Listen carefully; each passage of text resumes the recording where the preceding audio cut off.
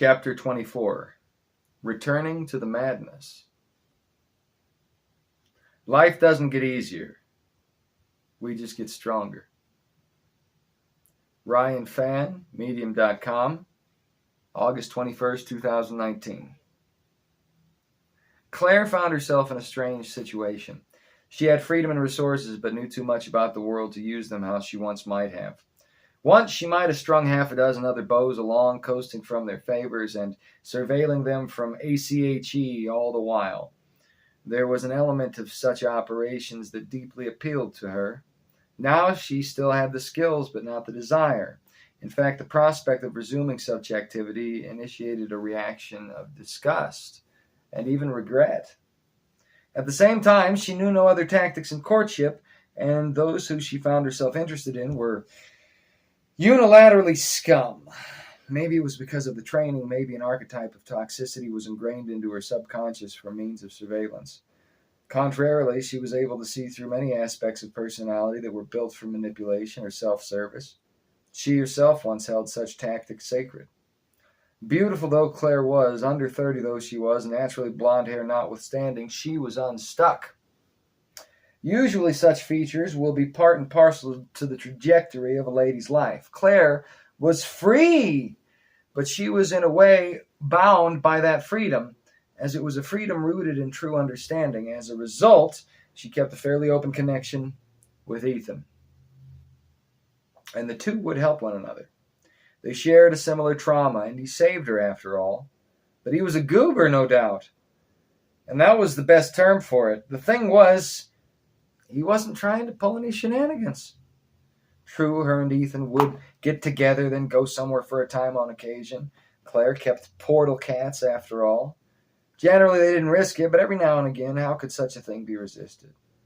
More recently, though, Ethan was contacting her with increasing frequency. She didn't want to admit that this actually was a welcome thing that made her feel valued and needed and was endearing Ethan to her. So she came across in as neutral a way as she was able. She was also happy to be the kitten keeper and now cat mom for Slinky's progeny. Slinky was Carl Marlborough's cat. She who could open fissures in the world. Her kittens retained the gift. Thankfully, in the tiny home where Claire lived were no fissures for them to use, and they had become rather fat and spoiled. She had to spoil them so they could be plied with treats when the time was right for a fissure to open. Cats aren't easy to train, after all. Their fostered Pavlovian mechanisms required some level of maintenance. When Ethan showed up one snowy afternoon in late autumn, explaining away the loss of his most recent tech pit, Claire pretended to be put out, when really she was overjoyed. It went something like this. "Oh, you're here out of the blue. Just what I was hoping for. Sorry, Claire, I need to reset and might need to take Stumpy." Stumpy was the fatter of the two cats, but he was also a bit skittish and ill-tempered. He was called Stumpy because his legs were shorter than his littermates. "By all means, just come calling to my house whenever you like and steal a cat. Should I make you something to eat while you're at it?" "Would you? No cap. I'm starving, fam." "Fam, let me be thy servant," and she faux bowed. "I didn't mean it like you brought it up. I'll live. I can get a can of something or hit up a fast food joint. It's no biggie." No. You know that'll rot your gut. I could use a bite too, you nuisance." And she went about the kitchen gathering items to make something. Frumpy Uncle, that was the name of the other cat, Claire's decision, yawned into the room and jumped up on a counter, demanding attention. Claire scratched behind his ears. Ethan said, "Let me just set up on the coffee table. Something big is happening. You wouldn't believe it." "Tell me about it once you're all set up," Claire said. "Hey! You're not going to get my house burned, are you?" "Psh, don't worry about that, fam. No cap. We're straight." "You talking that stupid slang when you're lying," Claire yelled, but he was already out the front door to grab his equipment. Claire, like Ethan, lived remotely. Unlike Ethan, she didn't have to move around a lot. Hers was a tiny home with a basement. Ethan actually helped her secure the land and materials digitally and financially, even lending more than a hand in construction. The build ended up costing about $200,000 in 2027. Ethan and Claire did almost all the labor, only calling in professionals for the foundation, electric, and plumbing hookups, as well as the installation of a nearby leach field. The interior space was technically only 500 square feet, excluding the lofted bedroom. It was set up like this. There was a basement level that was foundational and was surrounded in a retaining wall. This was about 100 square feet, including a guest bunk over a water tank, a TV, a two-person couch, a desk, a washer, a dryer, and a window well where a computer monitor was. It had a door to a steep stair leading to ground level out the back. Just to the left of that door, inside the little room, there was a tight spiral stair which led to the main level. The main level was atop the basement level and kind of levered out on all sides about 20 feet by 20 feet. A cube 10 feet on a side was the basement. A triangle that was half a cube with 20 feet on a side rested atop it. Altogether, this finished out the 500 square foot space limit for a tiny home designation. The spiral stair came up in the kitchen, much like the circular Baba Yaga dacha Ricky and Clever Ed found in Russia. Their description of it caught Ethan's imagination, and he helped design the tiny home with an online architectural program. Accordingly, the stairs came up by a center island in the kitchen. There were countertops, a full sink, a closet of a pantry, and a door to a restroom full of bath. In front, the roof slanted and had many windows in the top of it, giving on a living room looking out on the view. The floor wall was about 4 feet high before the sloping roof stretched back over the loft. Against that 4-foot rise was a TV in the far corner. Diagonal from this, looking out on the sliding doors of the deck, was the kitchen table. Those sliding doors also served as the home's front door. Above the kitchen bathroom area was the master bedroom loft. A retractable staircase led up to it, clipping up to the rail of the spiral stair from the basement. It was all quite cozy. There was a deck from the sliding doors on the main level to the stairs which led to the basement from the outside. An overhang adjacent those exit stairs was the garage, and the top of that garage was an entertainment space which was seldom used to entertain.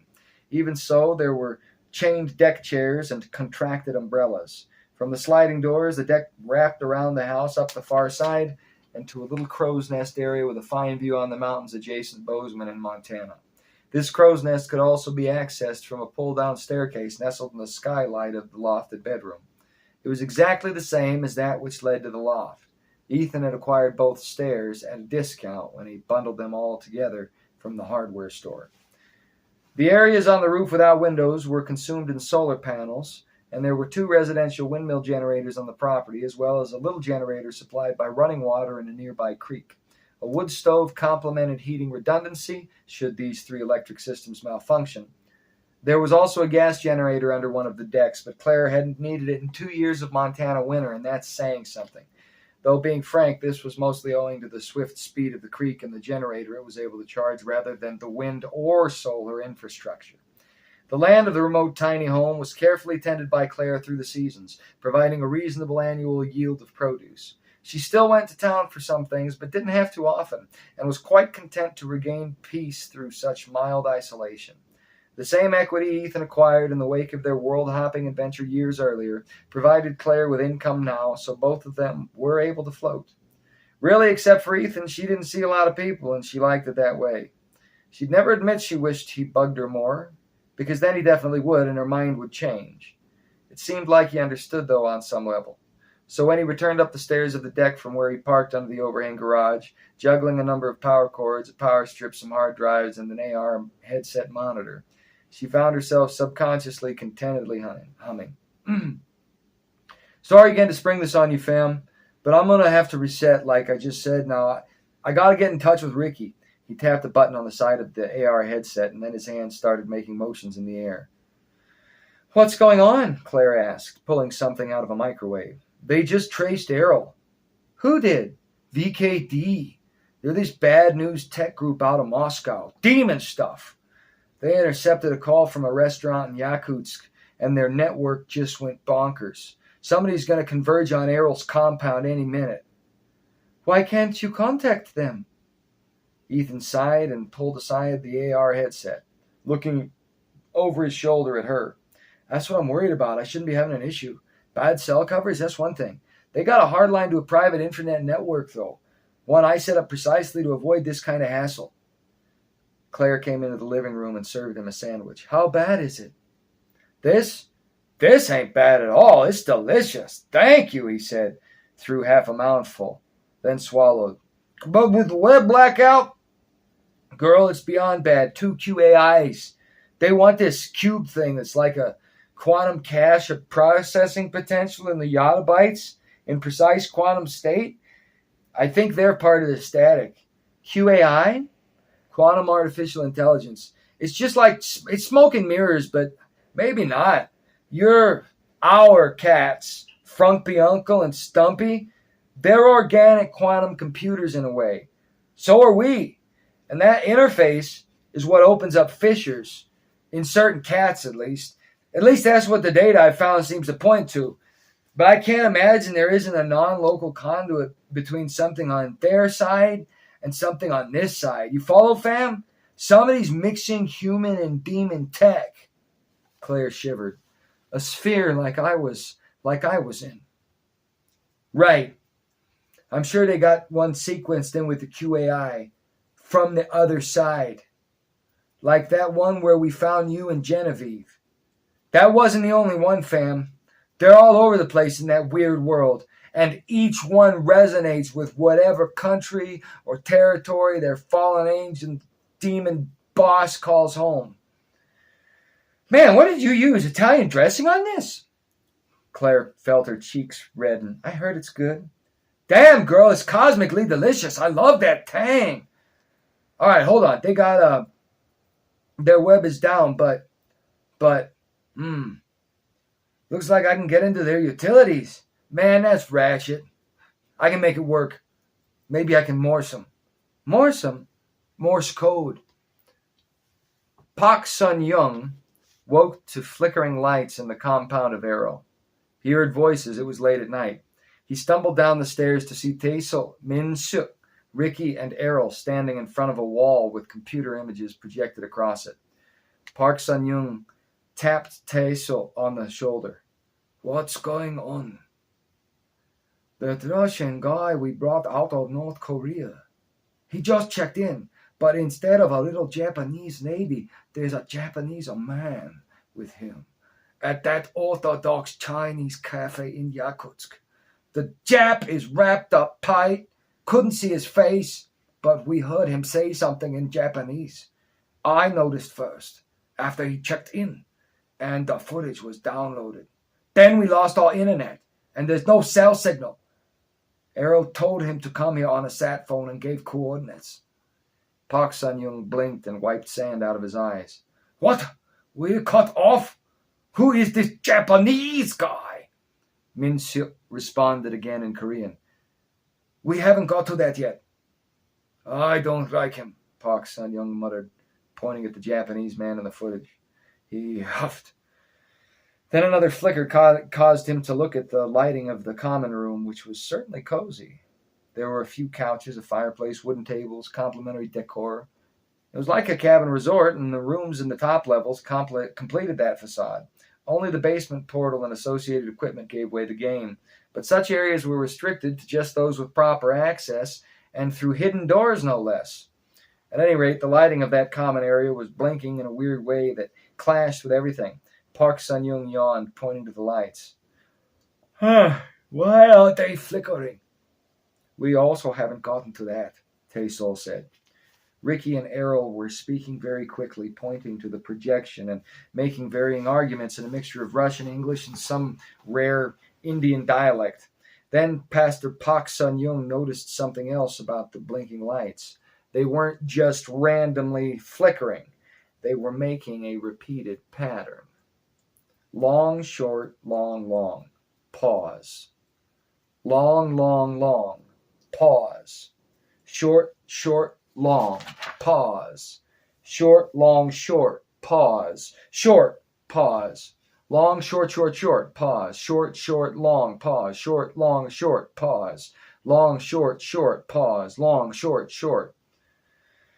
There was a longer pause of about 10 seconds, then the pattern began again. It was very precise. Park Sun-young observed this for 5 minutes, then finally interrupted Ricky and Errol. Ricky was saying, They came to the right place and said your name, Errol.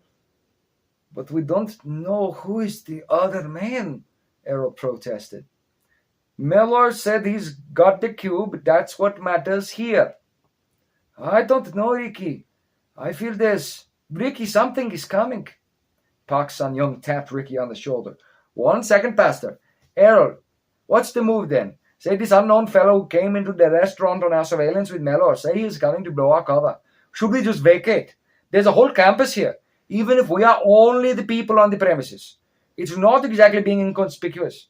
Somebody's got to be here in winter, Errol, all the time.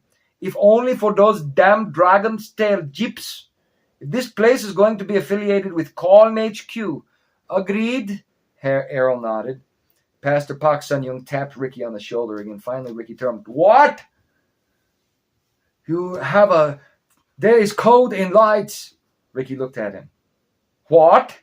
Look at lights! Ricky squinted, taking a full 2 minutes to observe the pattern. Then his eyes got wide, and he scrambled for a pen and a piece of paper, finally settling on a napkin. He started muttering, long, short, long, long, why, long, long, long, oh. A moment later, he had it all transcribed.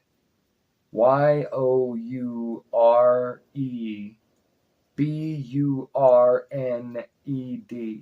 You're burned. Ricky paled and turned to Pak Sun Young. Thanks, Pastor. Then he immediately went to contact Ethan. There was still no smartphone coverage, so he had to use the compound sat phone. Nothing. He ran to the Ethernet box and hit the reset button. Maybe now Wi-Fi was available. Still nothing. We're being jammed. They know we're here. Errol suddenly had a gun in his hand. He looked at Ricky. Well, what do you think now? Unexpectedly, a loud, fast, low noise reverberated and was gone, seeming everywhere at once and nowhere. Mintsuk said, Was that Portal? That sound like Portal, confirmed Taysol. Yeah, it did, Ricky nodded, and they all ran downstairs. There was nobody there. But somewhere else in the house they heard a man's voice. Now all 5 of them beat it for the top room of the property. Where Errol commonly did paperwork on the 2nd floor at the west end of the cottage facing south, there now stood a wild man in a coat derived from a massive bear. This beast of a man held a cat pack with a fluffy black cat that had a white paw. Directly behind him was a monstrous beast like none any in that room had ever seen. It was all colors, said hues rolling in slow-motion waves about otherwise gray or white scales. It had a blood-red mane wreathing a weathered iguana's face with eyes like a cat and a maw that could swallow a platoon. Its face was so large it totally dominated the area behind the wild man. Then he let down the cat, which practiced its regurgitation routine, but instead of bringing anything up, simply heaved a few times, flopped down, and fell asleep.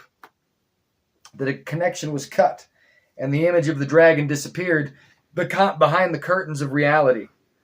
The hairy man in the bear outfit tossed a few bits of beef jerky near the sleeping cat's head and slumped down into Errol's favorite office chair, the new one he purchased to make up for the 45-year-old squeaking thing which had been provided at the embassy. The hairy man then said gracious words none could understand save Ricky, who knew about every third word, as over time his own tongue branched from an Indian lingual root of the northern peoples on the subcontinent. Still, the hairy man's words were far different than any modern dialect. In the language of India's own ancient calendar, the man said something that sounded about like this to Ricky. The name by which I am called is Rohan Hanuman, the spicer, the stoic, the sly, and would-be king-slayer. Thou mayest call me Rohan. Thou hast entertained protection of the golden crystal cube. But wherefore gapest, seeing we can none of us parse tongues? Is mine divine bauble truly with thine company? Have we come to the end of our eternal wandering? Or am I now caught in a net of buffoons? Ricky replied in a way that sounded like this to Rohan. We no have Goldie. Rohan blinked, looking tired. You understood? How you here? No portal. This room. Rohan fished out the maps taken from Jin and Hyun. He held them out and pointed. Ricky looked very carefully, then muttered, Well, I'll be... There's 2. One underground, one up here, high off the ground. I never thought to consider there might be 2 points like that. But it was what they found in the farmhouse back in South Dakota. I guess I've seen it before. Huh. I doubt we would have been even finding you didn't build this place. I doubt we would have even been finding it if you didn't build this place, Errol. But how come a cat never opened one into this room? Errol eyed White Paw on the floor and said, I don't like cats in my study. Ah. Ricky turned back to Rohan and tried to ape his dialect again. Man has it. Coming soon. Here, Marty? We don't know. What big monster? Terminus, a dragon. What may be one of the final specimens of his glorious kind. Old, tired, and under influence. A dragon! Ricky looked to Errol, translating quickly. Errol exhaled and crossed his arms. Rohan continued. He has taken me to the Golden Jerusalem. Errol said, Ask him about the Brotherhood of the Dragon's Tail. A dragon's tail was sliced off here. And so Ricky did. When they managed to make one another understood, Rohan was as surprised as they, for in his own estimation, where the dragon's tail was cut represented the spot where began his otherworldly odyssey. He found it inconceivable he spent years journeying only to return to exactly the same place. Ricky tried to explain how the mathematics of the portals worked across a three-dimensional area, but wasn't very successful. Finally, he said, Sometime we get word water, I tell you right. Too old your words, mine too new. Said Rohan. Teisel, Minsuk, and Pak Sanyung were able to follow about none of what was said, and were in the process of clarifying their confusion when a klaxon started hooting and all the lights in the compound went red. Errol said, They're already here, and pulled aside a sliding door on a cabinet behind which was a surveillance array. He cut the house's main lights with a switch. Now the only illumination came from the screen inside the cabinet. A number of Russian trucks were bouncing down the way of the main road toward their compound, where was the hidden camera up a tree. Snow was beginning to inhibit its view, but not enough to miss that caravan. There were no less than 12, and given the camera's location, they couldn't be more than a few miles out. Errol said, The VKD goons themselves. Ricky replied, They will know we are here, but maybe not all of us. He turned to Rohan. That, your big evil snake beast, took him a second to remember the word for dragon. Ajagara. No, Ajagara is dead. This is he whose tail was first That is he whose tail was first lost. This is Terminus, and I have named him. Sorry, Ajagara, Old Indian for dragon, Ricky temporized. You have pilot Terminus. Rohan nodded. Ricky turned to the pastor. Pastor Pak Sanyung. Yes. If we're all gone when they get here, they'll be finding portal technology and associated paperwork in short order, and without any challenge. If we torch the place for protection, we leave Mello to be taken as they wait in ambush. You know he's sending the light Morse code. Who? Ethan. It could be none other. He told me they have a QAI in Moscow just a little while ago. He is the only one who could have been hacking his way around smart utility infrastructure, even when we are being jammed, but for the blinking code you noticed. And thank you again. We also know they have a QAI in North Korea. Whoever is coming, they know someone is here. If they find no one, they find this place and all our secrets with no challenge, and soon discover the secret of the portals. Or we burn it and lose all and give them Mello to boot as he is on his way. You have to stay, Park Sun-young finally asked. Yes, if only to blow everything once we find Mello with his cube. But you and your boys, they are not having to stay. You can escape, or you can help us to escape, and alert Calm headquarters, and we can strain them maybe. Of course we help, Park Sun-young nodded. Okay, thank you. Go get the cats. And he turned to Rohan. A tiny army coming. No bang bang. No pointy stab. Need bang bang and pointing stab. Can you bring dragon? Rohan squinted. Through this fissure. But it is too small for a dragon. Not with weird-eyed dum-dum cat, Ricky replied. Soon the Koreans returned with two siblings of Cletus cat, who were more fair of fur and appearance, but only common in their portal-opening abilities. One might have been able to open something big enough for a half-ton pickup to motor through. Ricky said, These guys know how to get weird cat from Cave City. This was the best he could come up with to describe the silo of calm to Rohan. You take them here, here, and here. Ricky pointed to 3 points on the maps Rohan secured from Jin and Huon. You can come back here or here, he pointed on the map. A newly transcribed X was the portal he had just come from, the other directly underneath it. Ricky continued, You go fast, fast, we are no time. And then he turned to Pastor Pak Sun Yung, Taesul, and Min Suk, explaining the same. Rohan woke White Paw and placed him in front of the portal they came from, plying him with beef jerky. Like the cat, Rohan also felt quite weary, in the real world, but he could see he had stumbled again into that which was urgent. Rest would come later. With a bright flash and a deep noise, the portal reopened. Terminus, unchanging dragon glare at the hole in time and space rekindled, the great beast seeming to smile as it blocked off mountains behind. For when Rohan entered the portal, it opened directly in front of the city, the dragon behind him. So, coming through from the other side, all anyone could see was the dragon, and suggested mountains where his head was not. The New Jerusalem was the other way. Pak Sun Yung, Tae-so, and Min Suk looked between one another dubiously. Tae-so said, Hey Rick, you ask, he sure that thing nice boy? Ricky translated. Rohan laughed and clapped Tae-so on the back. Worry thou not, my squinting friend, for the dragon is much too inebriated to be a danger. Ricky replied Tae-so. He said the dragon's... Ricky replied Tae-so. He said the dragon's drunk. All three Koreans looked between each other. Pak Sun Yung repeated, Drunk! Before they could think about it much longer, motion caught their eye.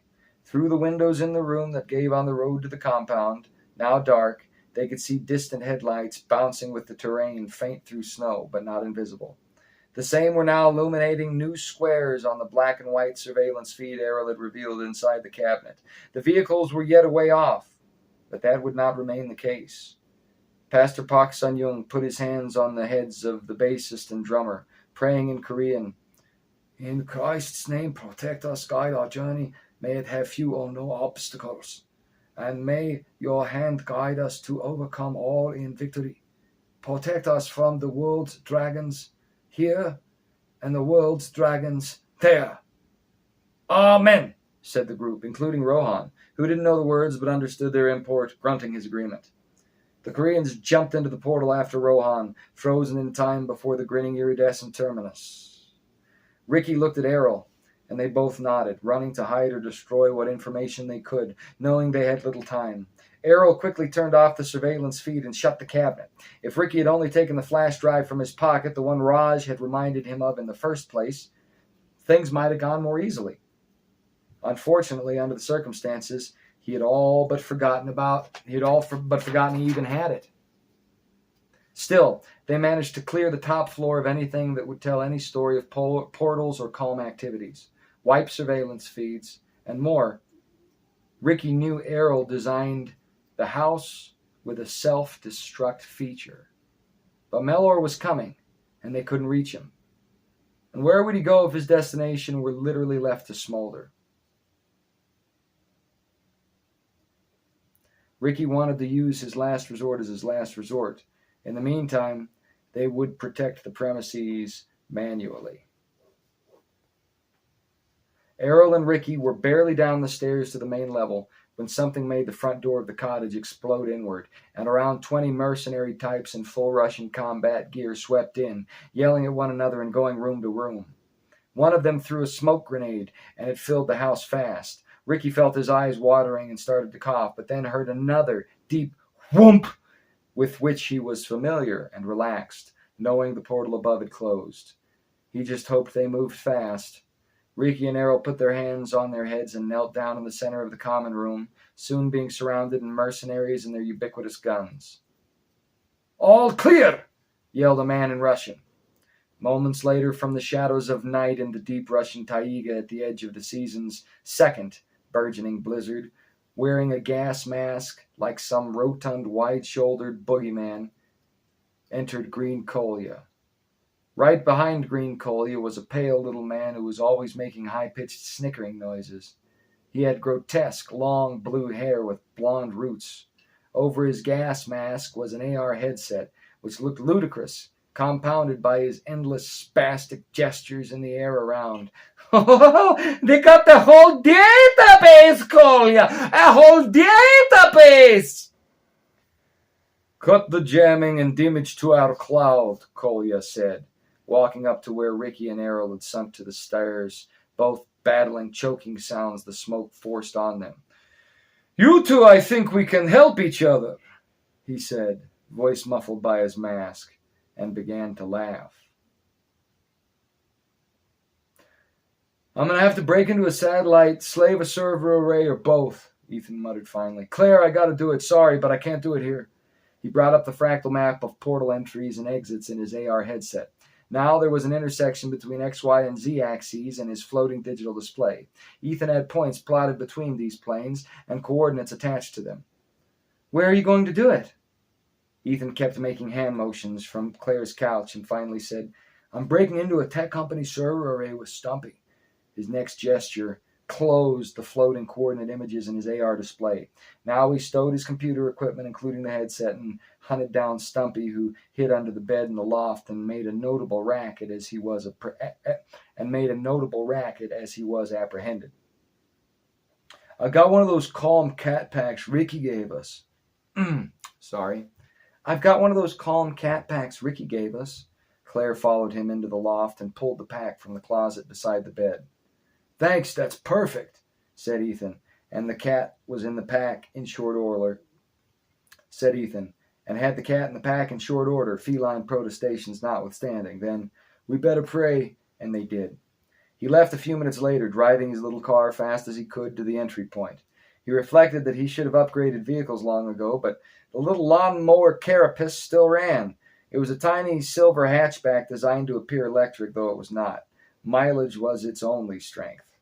The nearest shift point happened to be a few hundred feet down a hill, past a marker about 15 miles from where Claire's tiny home was outside Bozeman, Montana. When he made his way to the coordinates with the cat, Stumpy refused to cooperate, so Ethan heaved the whole cat pack at the spot, the animal still inside. As it tumbled end over end, there was a hiss, a yowl, and a flash in the night, sonically silhouetted in a low thump. Then the bag froze in time, transparent netting at the back revealing Stumpy's angry countenance as the bundle tumbled into another world. Ethan stood and looked at his tableau several seconds. The cat's carrier felt unnaturally slow against the twilight backdrop of cracked earth and ash. It was one of the barren regions left by minions of the fallen rather than one of the nicer forests or mountains where so many other shift points were. Ethan rechecked his map once more. A particular array of servers in Utah, outside Salt Lake City, were marked with coordinates. He had to run approximately 3 seconds to the next portal. Then there were 1 or 2 more jumps before he was inside the server array. He'd been there dozens of times before over the last 6 years and already had the software he needed to bend the computers to his will. If he ran, and the cat didn't escape the pack, he could slave the array, hack the satellite, and figure out what to do next within 2 hours, real time, probably around 30 minutes for him when he factored in time spent in the real world between portals, as well as whatever period was spent hacking into the servers. "Here we go again," Ethan said, and jumped through.